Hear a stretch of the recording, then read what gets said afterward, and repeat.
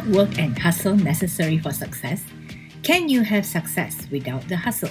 My guest today talks about how she had to reevaluate her beliefs about work, hustle, and income when she couldn't work as much when she contracted dengue while being pregnant in 2016. She had always grown up being told that you have to work hard for your money, but she discovered that there was an easier way, and she's here to tell you all about it. Hello and welcome to Season 4 of the Womenpreneur Asia podcast, and I'm your host, Krista Gwyn. I'm also an entrepreneur, author, marketeer, storyteller, and connector. Each season, I curate stories and journeys of Asian women entrepreneurs from India to Japan who are open enough to talk about their businesses and life stories. These are real conversations with everyday women in business across Asia. This episode is brought to you by my company, Redbox Studio. Today's episode is with Michelle Hon, who is the founder of the MomBoss Academy based in Singapore.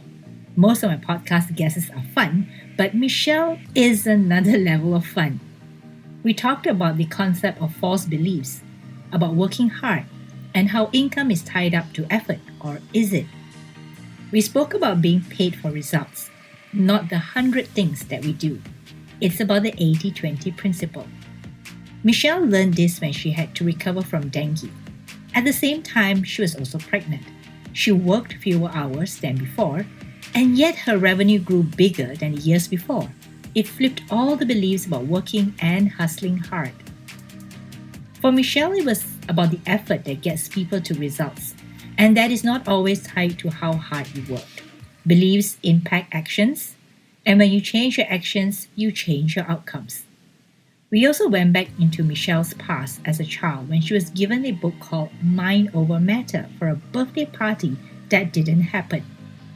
You have to listen to that part of the story that involved a difficult childhood and growing up having very little money. We talk about how Michelle's tough childhood actually helped her get to who she is today. I love her strength when she said, "If I start something new and it doesn't work out, what do I have to lose? I just go back to square one, and that's not too bad." You'll love today's episode. Let's get into it. Welcome to Womenpreneur Asia, Michelle. Hello, hi Krista. Thanks for having me. So Michelle, where are you today? Today I'm in my home office at home in Singapore. And Michelle, first of all, tell us who you are before I get into all the good stuff about what you're doing. My name is Michelle. I am a mother of 3 and I am the founder of MomBoss Academy, where I help mom build businesses from home. That's like a short introduction for you. And have you always been doing this? Oh, no, of course not. Just like a short 10 years ago, if you were to tell me that this is what I'll be doing in 10 years, I'll tell you like, no way. So my story started about 10 years ago now. Oh my God, like time flies. When I found myself with my first child, she was just born, and I was, in this situation where I have to, do I continue with my business, which was my career, or do I, let it go and be a dedicated mom? So I'm originally from Malaysia, and I was living in Singapore, still in Singapore, and I did not have any like family support and all of that. And so I decided that, the time, the kids' younger years, they're short. So let me just give up my career, give up my business at that time, which was a F&B business, to be a dedicated stay-at-home mom. 6 months into the stay-at-home mom gig, I realized that, oh my God, I need to do something more. First of all, I felt, insecurity, or I just didn't feel comfortable relying on my husband financially 100%. And secondly, it was like I woke up without a sense of purpose. I had a 6-month-old baby, and was like, what else? What do I got to cook today? And, I know that I deserve so much more, and I know I could do so much more. And so I'm like, okay, let's just find a way that I could make an income from home. So I was like, just as soon as I kind of like open to the idea that I want to look for a source of income from home, then I heard of blogging, and one of my friends was a blogger, and I thought to myself, that's something that I could do, right? Blogging from home and just internet, that's all I need. And I still remember telling my husband that, I'm just going to start a blog. And he was like, I'm still having to correct your grammar, your English isn't fantastic. And I'm like, yeah, I'm sure I can get around that. I don't care, I just want to do this. And that's what I did. So I started the blog, and long story short, of course, I learned a lot, and then I turned my blog into a maternity concierge business. The blog grew, the consultancy business grew, my followers grew, and then people were like looking at me, hey, Michelle, I sort of like read your blog since you were this stay-at-home mom, and now you're running a business. So how did you do that? And then more and more moms started to DM me and asking questions, and I realized perhaps I'm not alone in that situation. A lot of mothers are looking for business opportunity that allows them to have the time flexibility to be with their family and not having to rush from work to kids and childcare center, right? So then I started consulting one-on-one. So I was helping, one by one women entrepreneur who had idea to launch their business. And then slightly in 2020, right before the pandemic, we officially launched MomBoss Academy online program. And today we have more than 4,000 people on our email list, more than 150 students that we have helped to launch their businesses. And yeah, so that's what I'm doing today. So that is like a really whirlwind history of Michelle, right? Wow, it's so fast, right? But yeah, hang on, it's almost 10 years. It's like a 10 years progression of, what I've done. I've published a book in between. I've hosted and you have a podcast. I have a podcast, and I host a television show as well that's sort of like based on my work at that time, which is the maternity concierge business. And so, yeah, there's a lot of things in between, and people were like, oh my God, how do you do all of these things? But I did one thing at a time. It wasn't like, bang, I'm here, I've got all of this right now. Yeah, it doesn't work like that. But that is a very interesting path, because you started with a blog. Yes. And when you started a blog, did you have any idea where that blog was going to take you? No idea. So all I really wanted was just a small income so that I have pocket money to buy my own things. I don't need to go and ask my husband, right? I mean, like everything else, like the bills and grocery, of course, he could take care of that. But then sometimes I just feel bad, like asking for, buy a dress or a new pair of shoes. And I did not like dipping into my own savings either, right? Because I very practical. Exactly. So I'm like, let me just, I just wanted to earn a little bit of income, and that's my thing. And from earning a little bit of income, and then once you get into it, then I realized that, hey, I need to start learning how to grow the blog. Otherwise, I'll just be like any other bloggers, right? Then we become a commodity, and then brands would not want to sort of like sponsor or pay me to write about their products, right? Then I realized on branding and positioning and how to package myself and all of that, to what I know today. So it's really a progression, yeah, like you mentioned. But I love the idea that you turn a very generic blog into a maternity concierge. Yeah. And how did that idea come about? I mean, did you suddenly wake up one day and say, hey, maybe I'm going to do this from a blog? Of course not. Yeah. So, well, my blog was really a lot about my experience as a mom, right? That was what I was going through. So it was just a natural thing for me to write about pregnancy, early motherhood, how it was like for me, what I buy, what I use, right? And as I mentioned, I do want to grow the blog. After you're in it for a while, you learn how to market it. It was like, I was only earning, I still remember my very first blog post, it was $80 in store credit. It wasn't cash. And then eventually, people start paying cash, but it was like, I know that if I quote any higher than $100 per blog post, they're like, no, because we can easily just go with another mommy blogger. There's nothing special about you.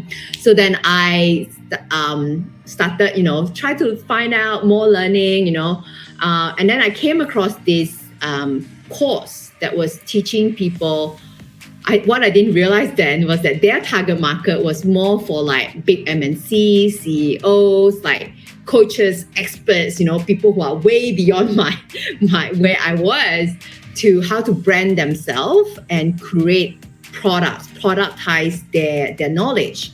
And there was this little mommy blogger. I attended that course and I'm like, that's what I need. And it was $16,000 that course. And I was like, I can't afford that, right? I was only earning maybe $1,000 per month. And I don't know. It's something in me tells me that I could be better than that. And that's something I need. And so thankfully, they allowed me to pay in installment. So I bet on myself. I paid for that. And through that, I really learned about, how to brand myself. Now that I've already got this knowledge and these followings, let's just turn that into something that people will pay more for.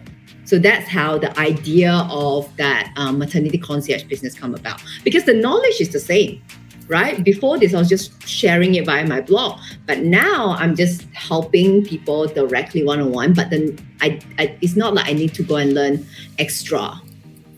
Yes, it's just called like, as long as I have built that framework, that process. And of course, there was a little bit of imposter syndrome. Who am I to start this? But once you have the first client, you're like, oh, wow, people really do buy this, right? Really do trust you. Service. Yeah, that trust, you kind of like, hey, if people put that trust in me, I now got to like deliver. And what you take on for the first client and then the second client, and then you just become better and learn as you grow. Yeah. You sound like someone who's very, very keen and very curious to learn, right? It sounds to me that you're really into this. You're very curious about life and learning and improving yourself. Oh, and thank you. And I think that is also something that is similar for many women entrepreneurs, is that this desire and keenness to learn. In your case, once you had your maternity concierge, can I call it business? Yes, it was a business, right? Yeah, you had that business going. And then that transition from that to what you're doing right now, that was also another milestone, right? Yes, it's totally different, right? Like guiding someone through the pregnancy and finding services and products for someone to teaching about business itself is different. But I suppose like I've learned enough, and as a business owner ourselves, we're constantly learning on how do I do better in my business. So I think that and also because I'm done having children. I'm no longer in that, looking out for what's the latest and greatest in, the maternity pregnancy industry. I'm like kind of over that. And now I'm really into how to build my business. And I'm very excited when we talk about business in general. And let's just really lean towards that. And yeah, you're right. Perhaps I am someone who I'm just kind of like quite easygoing and just see where things take me and just let's give it a go. Right. So people have been coming to me and it's like, can you coach me? Can you help me? So I'm like, okay, I guess I could. Right. So then it just kind of like stemmed from there. Yeah. So I want to also go back a little bit rewind a little bit, right? So you said that you're Malaysian, living in Singapore, and started a blog and all that. But what were you doing before you started blog? I know you mentioned F&B. Was that your own business or was that working for others? That's my own business. So, from Malaysia, I did not move to Singapore immediately. I moved to Australia. So I was living in Sydney, Australia for about 4 to 5 years. And then my then boyfriend, now husband, moved to Singapore to work. And I was kind of like let's just try to live here for a couple of years and see how we liked it. So when I first came here, I was actually the operation manager for a nightclub, for a dance club, Zouk. I think everyone heard of Zouk. So I was the operation manager for Velvet. Because I came to Singapore not knowing, I probably have like 2 friends that I know in Singapore when I first moved. I don't know anyone. And I thought, hey, what can I do, right? So, managed to get that job and it opened my eye. I got to know a lot of people, a lot of contacts in Singapore. But 1 year in the nightlife industry, I realized that that's not for me. I'm very much a morning person, and I've always wanted to start a business. So I basically just quit my job and started my soup and salad bar business. And and there's a bit of a story with that as well, because I started like a whole soup and salad bar cafe first. You know how everyone have always have this idea of having my own cafe, my own design, so my friend can come and hang out. That was my goal, and I did it. But within the first 2 weeks in that business, I knew it was a failure because we just did not get the amount of traffic that I hoped for. And I can do the math, right? Like, no way. It was on like a city fringe. Rent was not that bad, but we really only had lunch crowd, no dinner crowd, no weekends. So really had to like grab people. And so I'm like, okay, I've already lost like half my life savings then, right? In the interior and stuff like that you could not take away. Should I just fold it, or should I continue losing on rent and salary, right? Or can I pivot? So I kind of like swallow my pride a little bit and decided to move into a food court, kind of like kiosk style, but still the soup idea is still there, wholesome food made from scratch. The idea is still there, just kind of like swallow my pride. It's not my idea. It's not how it looks like anymore. It's not like a cafe. We can't do juices. But surprisingly, I must say, it was a bet. It was another bet on my end. Rent was triple in the mall, but the very first day, I know that it could make it, just because of the sheer amount of traffic that the mall could get. And yeah, if we consistently just make like, we were making I think like $800 per day in the food court on our first day. So we're like, okay, if I times that, I could still pay for everything else. So at that point, it seems like, because I've already lost that money, like something that you cannot get back, do I just, give up and go get a job? Or can I just like, still take some of the equipment, still take, my chef and maybe one or two, not the whole team. Unfortunately, I can't afford, the waiter and waitresses, and still go to this food court.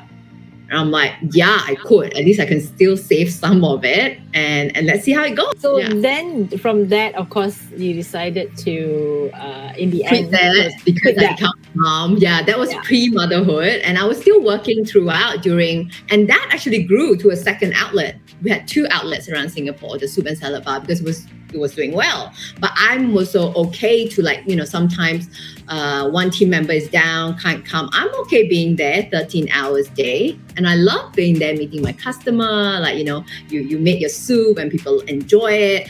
But once my baby come along, I'm like, I either put it into an infant childcare center, or, I can't be in this 13 hours business. Yeah, it's long hours, right? Yeah. And being in malls in Singapore, you pretty much have to open 363 days. Yeah, maybe 2 days you're allowed Chinese New Year to close. So that's where you started this other path of yours, right? Yes, getting into motherhood path. Path, and then from motherhood now you're a mom boss. Yes, that's something I coined myself. But it's also interesting how you, at every stage of your life, you kind of transition well. And I think that is so cool to know, isn't it? That of course, I'm sure there are challenges. I'm sure right now, you're looking back at it, you know, if only you knew the challenges. Yeah. But it does look like you've taken the right risk and you've put the right effort into the right things that grew more stuff. Yeah. Well, I suppose like this is like the long story short. Right? It was like, I tried one-on-one coaching on certain subject also before, and it wasn't really like my thing. And then now we kind of like have narrowed down. So for me, it's just more of like try and error and see where it takes you. Yeah. So, I think the reason why I am like who I am today, and like it seems risky to a lot of people, is that I don't see it as like risk. To me, it's like I have my fear of not giving something a go and having regrets at the end, at my life is greater than the fear of something failing.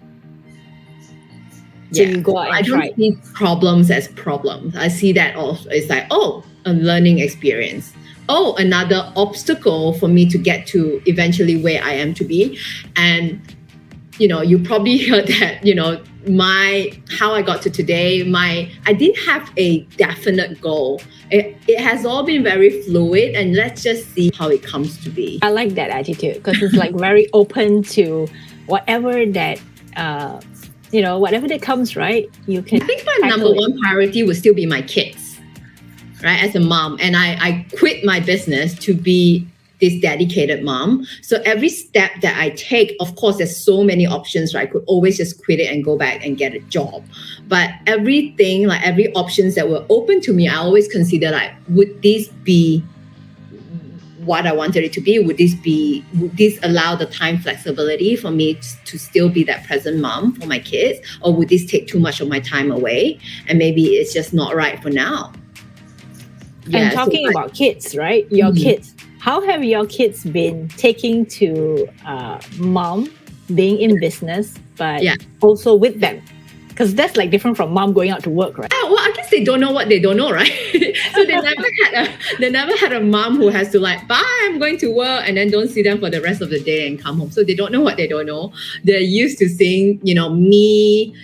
Ever since my first one, I don't think she remembered the first half of her life where I'm like super free, not doing anything, right? So the rest of them are so used to me having, my laptop. And I remember my second and third child, I would just be nursing them with my, breast friend here, just plonk them there, and I'll be nursing and, trying to get work done. They're used to seeing, mommy just working from home. This is her business. And I think my eldest one, who is 9, turning 10 this year, she's probably more aware that other parents may not have this flexibility. And sometimes she could have both parents picking her up from school, where, some of her classmates may not have that luxury.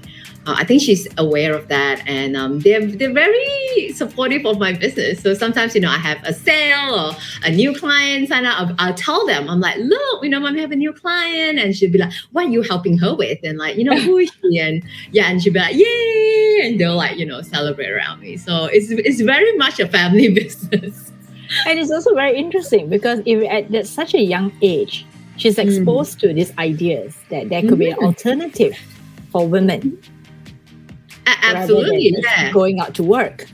That's my whole purpose. My whole purpose on like, growing more mom bosses, growing more women who build businesses from home and yet be present for the kids is that I have 2 girls, so that, by the time they become a mom, they have this third option. They're no longer faced with what I had to face. Do I give up my career, or do I leave my kids at home and continue my career? You have this third option where you can build a business from home and still be there whenever they need you. So now we've talked about the past. Let's talk about now.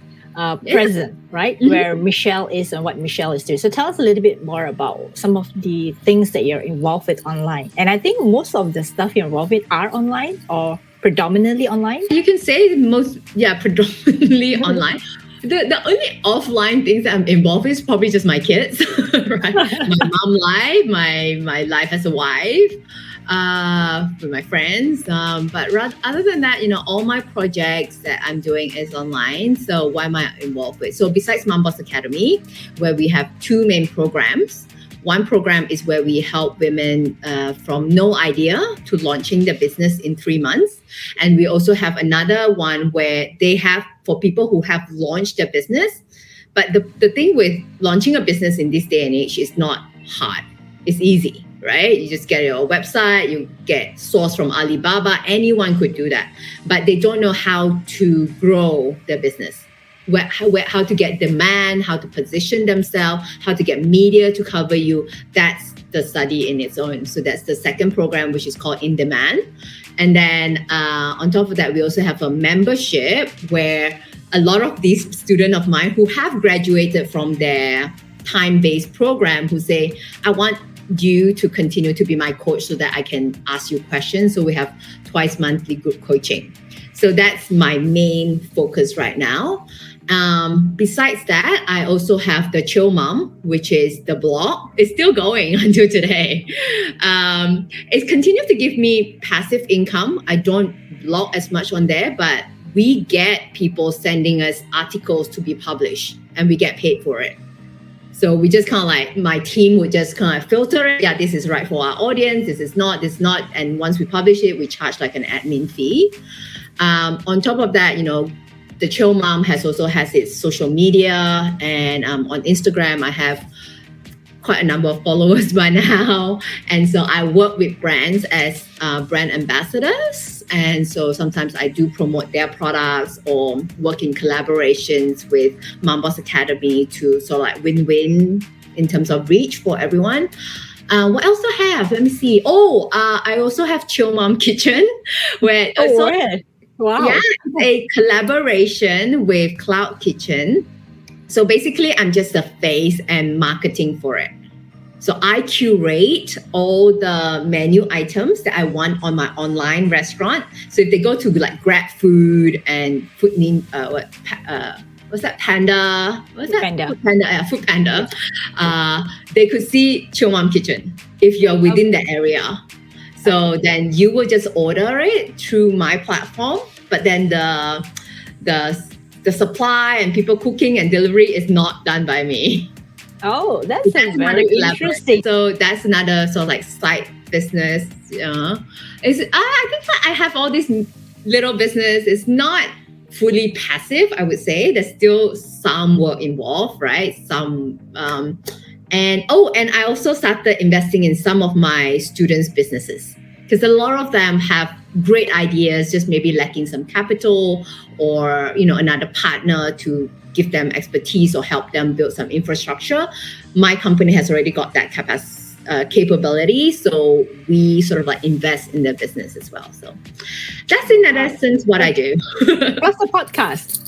Oh, plus the podcast. Yes. You always have to remind me about the podcast. Yes, and podcast.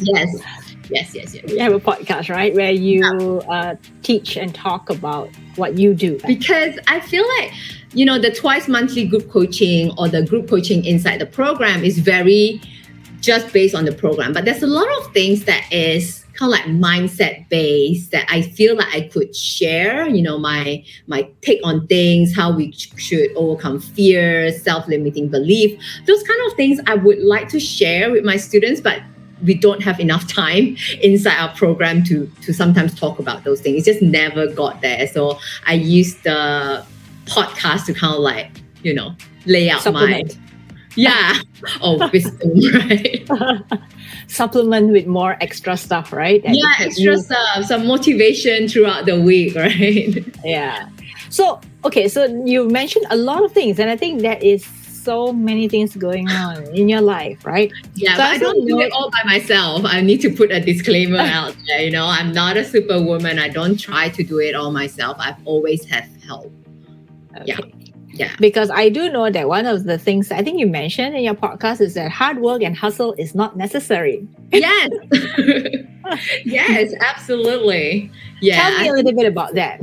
Yeah, I think that's a common belief that, in order to become successful, in order to earn income, we have to trade our time, right? You need to hard work to be that. I mean, that's something that, my parents have told me as well, right? Money doesn't grow on tree, doesn't just fall down. You got to work hard for very it. Asian, right? It's very Asian. I think it's universal. I think like some other cultures as well. I've grown up, like my family wasn't well-to-do when I was a kid. In fact, we were very poor. So I definitely had, grown up with the scarcity mindset about you got to work hard.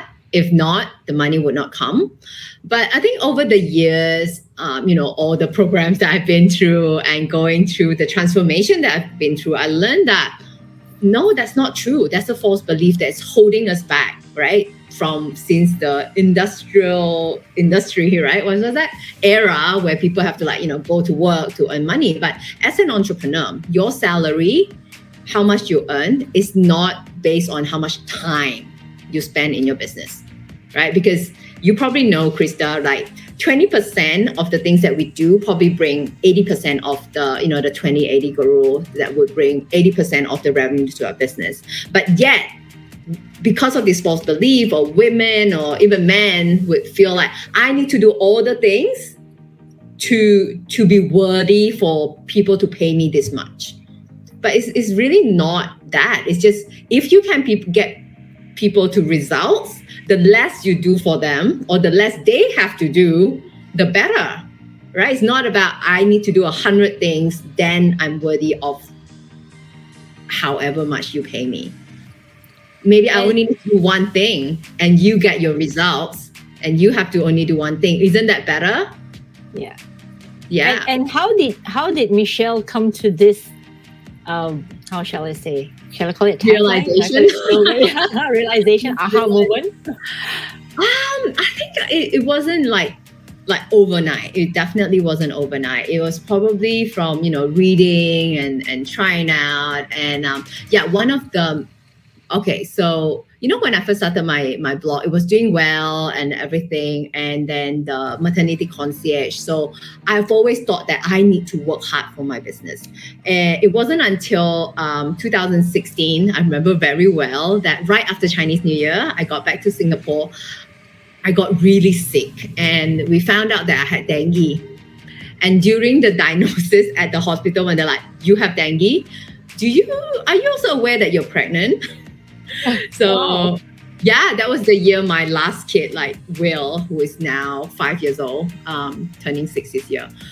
So pretty much, I don't know if you had dengue before, but if you had dengue, you're bedridden for 3 to 4 weeks. And even after you recover, you have less the energy because you lose muscles. And so pretty much that year, and also because I had some complication during that pregnancy, I couldn't do as much as I had the year before.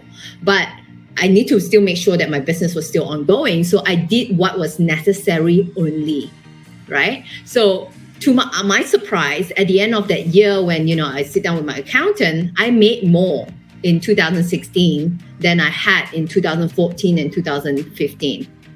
So I realized that, hey, why was I being so busy before, thinking that I need to do all the thing? I need to be on Facebook Live. There wasn't Facebook Live yet. There was Live, but no IG Live. I need to be here. I need to be there. To earn all this money, right? And it seems like, hey, the less I do, the bigger the reward here. So that was a bit of like a change. And then the more, the first time I hired someone, obviously it was scary, like, oh my God, right? To have to pay someone on a salary, and can I earn that much to pay her, literally, right? But then I realized that, the more people I hire, they can take away so much of little things that I may not have to think anymore. I have more space in my day to think of ideas of how to grow my business, to spend time with my kids, which is worth a lot more than the salary that I pay that person. So I know that every time I hire someone and add to the team, my revenue somehow, I don't always know how, would also grow. So I think like now I have that, I've switched to that abundance mindset that to get to where I want to be, it's not about what I have. I just need to have that mindset and live as if I'm already that, then I would become that person. Because a lot of times, people feel like, let's say I take losing weight, right? I always tell this to my students. I take losing weight as an example, right? Because everyone can understand losing weight. So if I say I want to be a healthy person, right?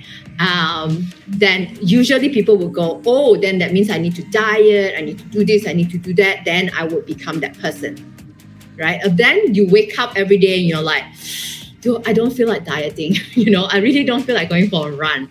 But if you just decide that I am a healthy person, right? So I wake up in the morning, what would a healthy person do? I assume the identity that I am already healthy, I'm already fit. it's natural for me to just, hey, grab something healthy for breakfast instead of having wonton mee. It's just not in my identity to do so.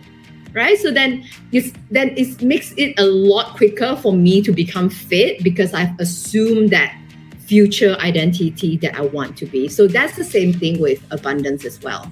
So for me now, it's like, I used to, but not anymore, count every single dollar and cents. Like, oh my God, go to grocery and like pick the cheapest one out of the option, right? Now it's just like, I know I can earn the money back. I'll focus my attention on earning and not so much on spending. I know I'll get it back.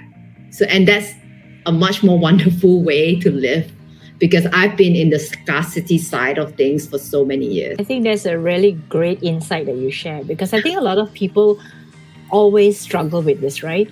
They struggle with, wanting something or wanting to achieve something, and then they try so hard.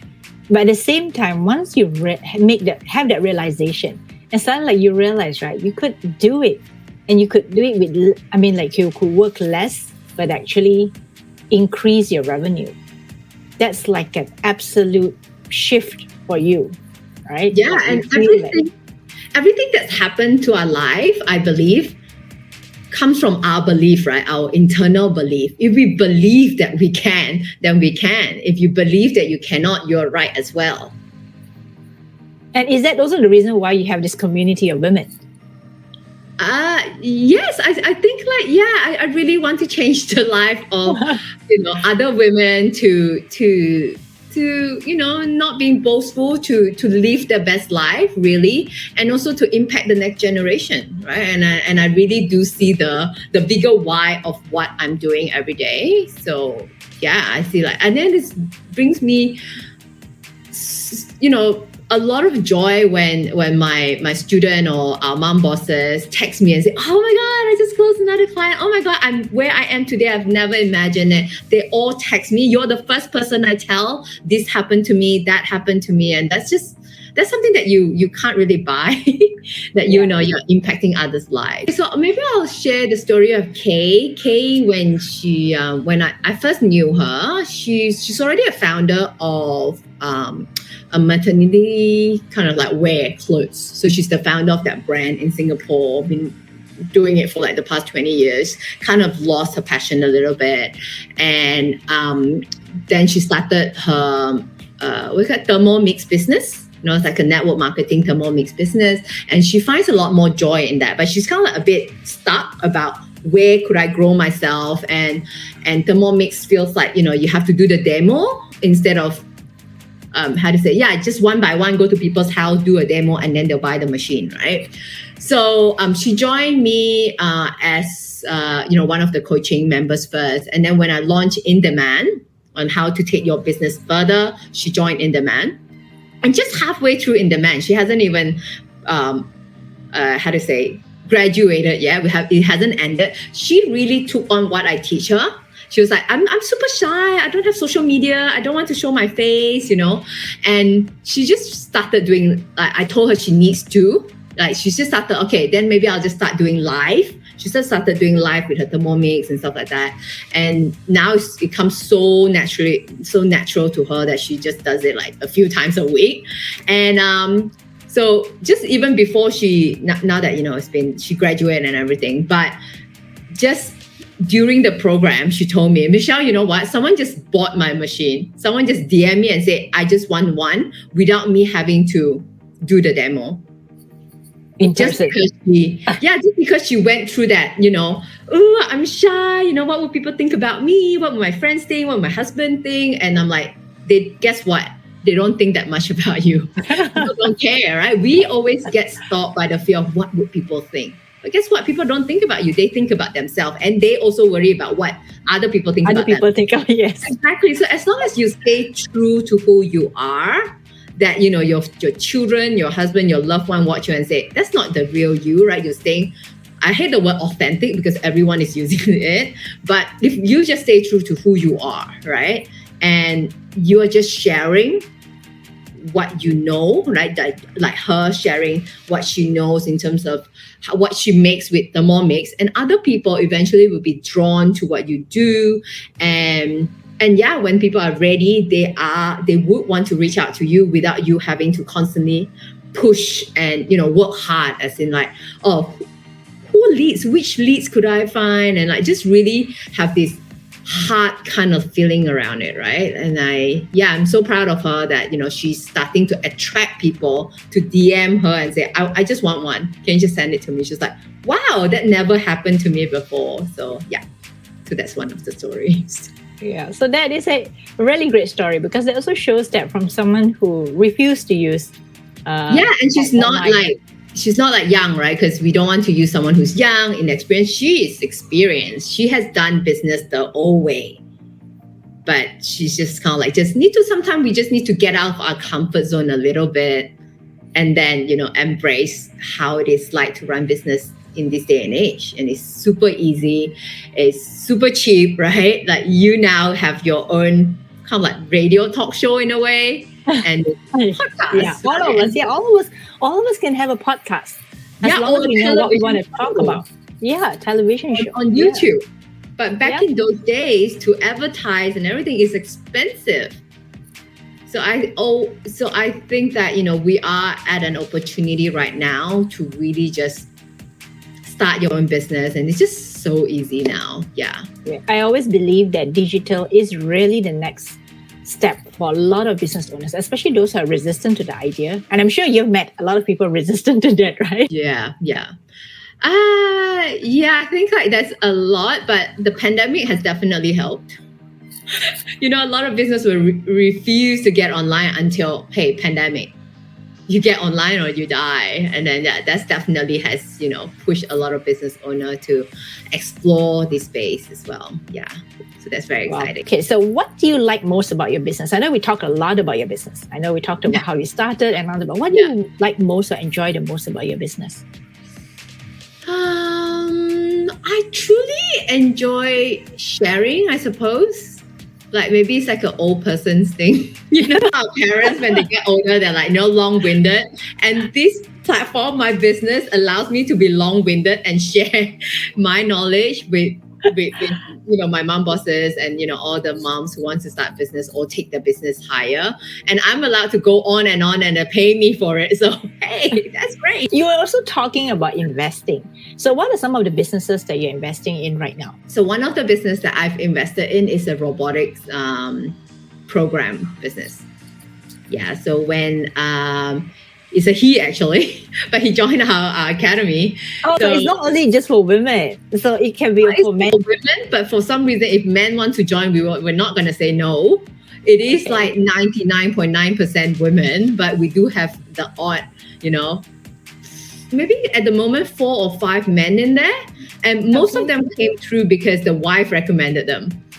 They're like, my wife tell me that, I should listen to you or attend your, and then they ended up signing up, or they come into the program because they're the business partner of the wife.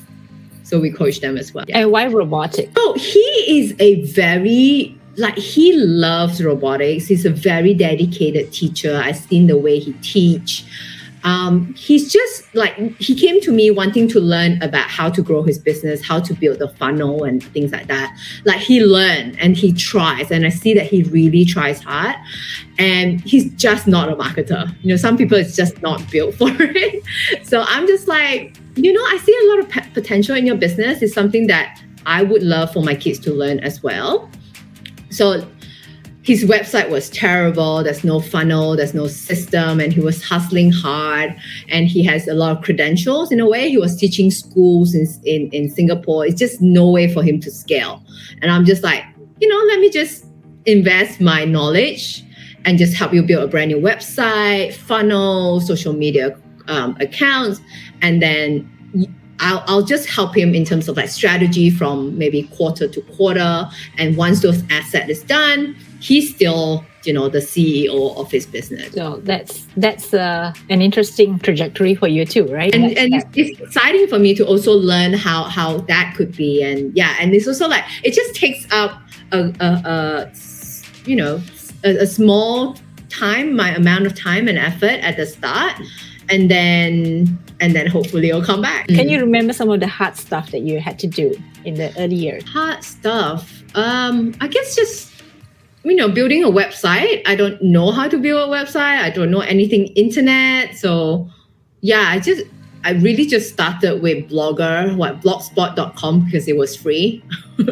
Started that and then realized that no, I need my own domain, and then just go through, to me, just little bit of obstacle, like learning how to, I think, just that the learning part of things. Like it's not fun initially when you have zero idea of like, your domain, and then you need your WordPress, and then you need themes, and then how to build the WordPress thing, and then you want to link it to your email automation, and then you got to have your funnel, your landing pages. So of course, when I first started, I had no idea about all of these things. But to me, it's just like, what do I need right now? Let's get that done. Okay, what do I need next? I don't know how to do that. Let me learn. And if right now, back then, I'll try to do everything myself because I want to save money. But right now, to me, it's like, is this something that I can do by myself? If it's not, if it's going to take up too much of my time, is this something that I can delegate, right? Get my team members to do it. If it's not, again, can I just outsource it? Just pay someone to do it for me, right? So it's just one step at a time and not really overwhelm myself about, oh my God, I got to do like these 100 things. I think I prioritize things quite well. And the reason why the vlog is called the Chill Mom is I'm a fairly, chill free person, and I don't stress myself too much. And you're also optimistic about the outcomes, right? So you get to like understand that no matter how, it'll still turn out fine. Exactly. If it doesn't work out, that's fine. I would know in the future that doesn't work, that I would not try it again. One problem down, one thing eliminated. Yeah. So I guess, I've always looked at it in like a optimistic way, like a more positive way. It's also because this is very interesting. This is something that I learned recently. Like someone was asking me also in another interview, like, how do you become the positive, optimistic person that you are? And I think it has to come from my childhood because it was very difficult. Very, very, very difficult. And because I've been through the hardship, and I feel like anything that throws at me right now, it's not as bad as that. So everything is good. So you learn how to look at it like, okay, there has to be something better and it will get better, right? Correct. What's worse than this? Yes. And I think in order to be an optimist, in a way, you be a pessimist first. Because you need to think what is worse than this. Right? You're right. Then you're able to compare, at least this is not that bad. So So that's the contrast, right? At least correct. That is the contrast. And believe that, that's this book that I was given when I was 8 years old. That was called Mind Over Matter. For some reason, 8 years old, somebody gave you a book called Mind Over Matter. Yeah, so at 8 years old, it was my birthday, and I don't know why, but I told one of my classmate that it was my birthday. Can you come to my house? And my mom hasn't even planned any birthday party whatsoever. We can't afford to have a birthday party, by the way, but I don't know why. But she came, and she's probably just, we used to live in this low-cost housing in Malaysia. So I think she probably also did not have a present plan, but probably just grabbed this old book, right? Write my name, wrap it up, and give it to me. It's not a children's book, but the words are simple enough for me to understand. So I really treasured the book because that was my first birthday party, first friend who come to my house and give me a present. So so for some reason, those words really resonated with me. And because I was going through so much, right? And I think mind over matter at that time, it was a solace for me. Like, okay, this is not that bad. It's just how you think about it. Yeah. I wonder if you are able to talk about that, because I see you getting quite emotional. I'm comfortable talking about it. My parents were not in a good place. My mom practically chucked my dad out, kicked him out of the house when I was 8. And hang on. And Were like, you the only child, or did you have no, I siblings? was the oldest, so I was aware of everything that was going on. And I remember like grocery money would be like so bad that we get, I think like maybe 50 ringgit or maybe even less than that. I can't remember the amount, but I know that, dad only comes back maybe 1 or 2 hours per week to give us the money. And that sometimes towards like Thursday, we'll be like, oh my God, only 5 ringgit. What do we do with it? Do we buy a whole chicken so that it lasts longer? Or do we buy 2 packets of chicken rice to share between the 4 of us? So my mom and 3 children. So I have 2 younger siblings. So I think like that's a lot to put on a child. And my mom was also very young. They got married when they were both 19, 20 years old. So, she was still like 27, 28, so she was telling me everything and I had to take that on. And so I suppose, yeah. So, and also like, she was also in a bad health as well. And so she eventually passed away when she was 34. I was 13. Wow, that must have been really hard as a teenager. That was really hard. So, we haven't been living with my dad since I was 8 to 13. And even though he comes back, I still love him. All of a sudden, I was like, Mom's gone. We gotta go. Live with your dad. Yeah. And he had like a second wife that I didn't obviously like, right? So, yeah. So I think that's why I did not want to rely on my husband 100% financially, because I did not want to be in that position like my mom. And now I can understand why you got mind over matter. Yes. Yeah, so I'm telling you. Yeah, it really helped. I think like, the environment was so bad and yeah, so I think like that. I think that thoughts and that book probably like just really helped me to go through those hard years. Yeah. And so now, if I can ask you, what are you no longer afraid of? Would that be appropriate? I think I've always had that fear of money running out, because that was how I was when I was younger in that years. But I'm still trying to learn this, what I shared earlier, abundance and going to the grocery, not looking at the prices. And just like my kids just say, Mommy, I want this. As long as it's not too unhealthy, I'll be like, yeah, okay, without checking the price. So I'm still trying to be that. But sometimes it still seeps back like, do I really need this? Can I pay the money? So yeah. So I think I haven't fully like, got rid of that fear of money may run out, if I'm totally honest with myself. But yeah, I don't have an answer for that. And what about the craziest thing you've ever done? Besides inviting your friend to a birthday party that was not happening anytime soon. Craziest thing that I've ever done was probably moving to Australia from Malaysia. I quit. So I started modeling when I was 16 to, start paying for family expenses. And obviously my father didn't have enough money to spend me to college, even though I was a really good student. Straight A students. but so I started modeling, and then I knew that eventually I cannot be a model forever. So I've always wanted to stop modeling and maybe find some sort of job and go back to school or something like that. And I met my boyfriend, now husband, in Australia during a trip where we went to for a holiday, and also like, look for modeling jobs and like audition for the fashion week and things like that.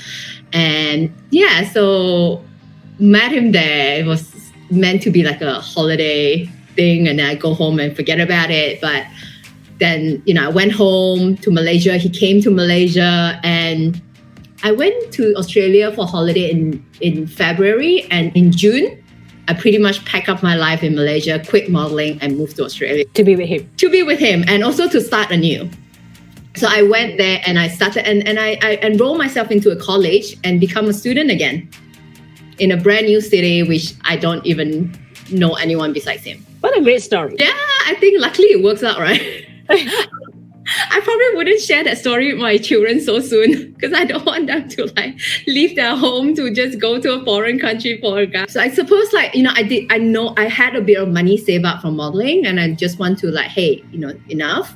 Because if I were to stay in Malaysia, it's probably hard to just quit and just go study, right? But if I'm in a new country, I can start anew. So I'm like, okay, let's just enroll myself into a school, start studying, and yeah. So I really moved country twice for him. So thankfully it worked out. I always say thankfully it worked out. Otherwise, it's not a good story anymore. But then again, knowing you, Michelle, even if whether it worked out or not, I'm sure you have found a way to make it work somehow. Yeah, well, my thought at that time, before I moved to Sydney at 24, was like, what's the worst that could happen? It doesn't work out, or I hate the country. I just come back to Malaysia. I know the modeling world would be there anyway. Yeah. Right? And you could just continue being a model. Just a blip in my life that, did something wrong and start again. I think that has always been my thing. If I go into risk or start a business, to me it's so what if I fail?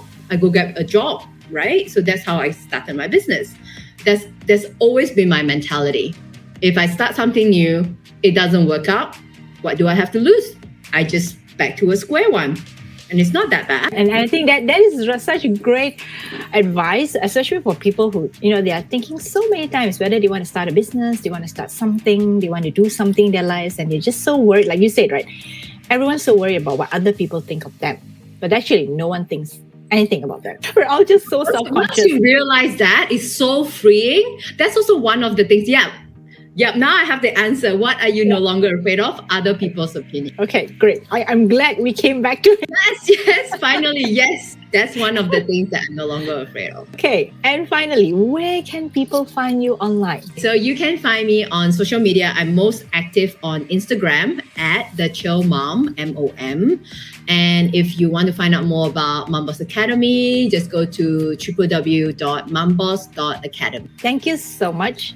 I had such an interesting conversation with you today, and I learned so much too. And I think that a lot of times, all these conversations are the ones that will really help other people see, especially the parts about the mindset, which I believe that is so crucial to success, right? Whether success is how you define it, yes, but a lot of people hold themselves back from doing or trying or just getting out there, just trying that, even like you say, doing a Facebook Live, doing an Instagram Live, whatever.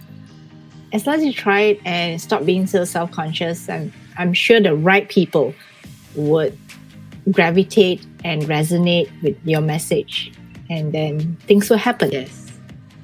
Thank you, Krista, for asking such good question as well. And thank you. I really enjoyed this interview. What did I tell you? Today's episode was full of insights and good stuff, right? Michelle's story proves that there is a third option for women. You don't have to choose between your work and your family. What if you could work from home and still spend time taking care of your family? Michelle started with a blog, and look where this mom boss is headed. And it all starts with your mindset. If you think you can, you can. And if you think you can't, you're right on that too. If you've enjoyed this episode, please share this with a friend. Right after this, before you turn off your phone or log off from the website, just think of one friend who could benefit from the wisdom and fun in Michelle's story, and text your friend and tell her or him about today's episode. My goal is to get as many men and women inspired and motivated by the wisdom of the women that I'm speaking to. If you haven't realized it yet, it's about life and doing what you want to do. So help me out. Share this with a friend. I appreciate you for doing this. Until then, take care, and I will see you next week.